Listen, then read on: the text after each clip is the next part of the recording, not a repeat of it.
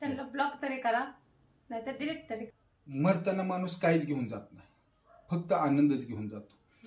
तुला काय वाटतंय, जर एखाद्या व्यक्तीची आपल्याला तकलीफ होत असेल, तकलीफ म्हणजे काही लोक अशी असतात त्यांना देणं घेणं आपल्या आयुष्याचे काही नसतं, पण उगं वाईट कमेंट करणं, आपण नाराज व्हावं म्हणून काहीतरी बोलणं, तर अशा लोकांसाठी तुला काय वाटतंय, काय करणं गरजेचं आहे?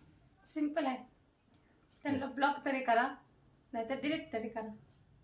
आणि कसं माहितीये का, अशा लोकांचा जर आपल्यावर प्रभाव पडत असेल तर त्या लोकांना आपल्या ह्याच्यात विचारतच नाही आणलं पाहिजे ना.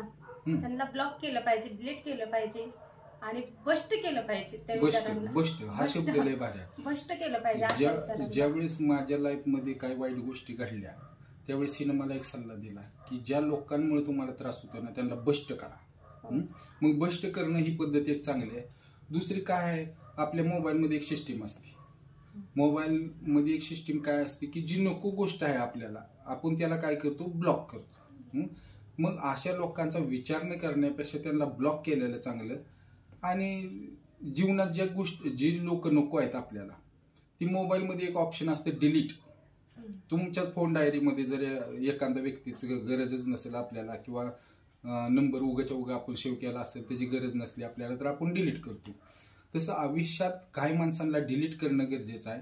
ज्यांच्यापासून त्रास होतोय त्यांना ब्लॉक करणं गरजेचं आहे, असं आमच्या दोघांना वाटतं. का तर आपण आपली लाईफ सुखी जगत असतो.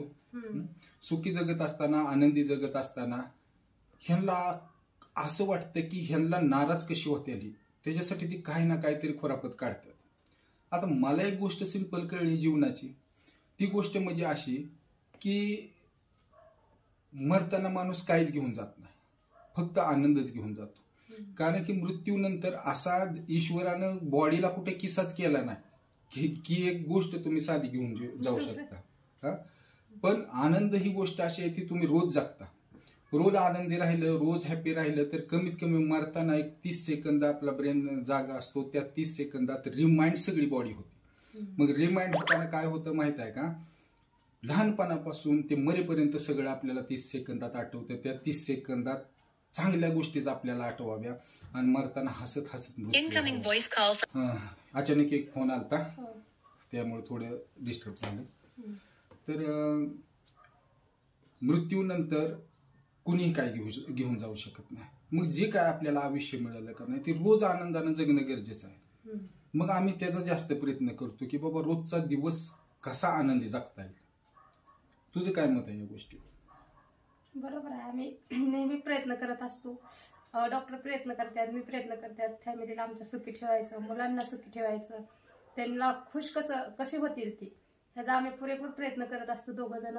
आणि आमची मुलं सुद्धा तेवढीच प्रेमळ आहेत, तेवढंच प्रेम करतात आमच्यावर. जरी त्यांच्या पप्पांना थोडा उशीर झाला तरी तिन्ही मुलं विचारतात, मम्मी पप्पा कसं अजून आलं नाहीत. ही प्रेम का तर त्यांनी दिलंय तेवढं, त्यामुळे त्यांना मिळतं, असं नाही का. आज सकाळी उठल्या मुलांच्या रूम मध्ये गेलो, शांतपैकी झोपलेली होती ती, आणि इतकी बिनधास्त झोपलेली होती का नाही, जीवनाचं काय टेन्शन नको, काय नको, काय नको. त्यावेळेस कळलं की बापाने का कष्ट करायचं असतं.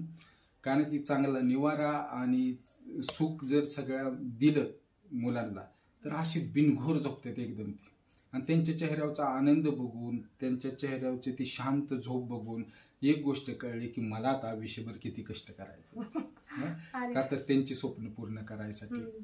त्यांची स्वप्न पूर्ण झाली की आमच्या दोघांची होणारच आहे, ऑटोमॅटिकच होणार आहे. त्याच्यासाठी आम्ही धडपडण सातत्य सारखं ठेवणार आहे. असंच आमच्या मनात आलं की आम्ही बसतो, बोलतो, वाटतं दोघं एकामेकाला बोलतोय ती अजून कोणाच्या तरी भविष्यात उपयोगाला पडावं म्हणून बोलतो. आवडलं तर नक्की लाईक करा, शेअर करा, सबस्क्राईब करा आणि शेवटपर्यंत बघितल्याबद्दल धन्यवाद. ओके.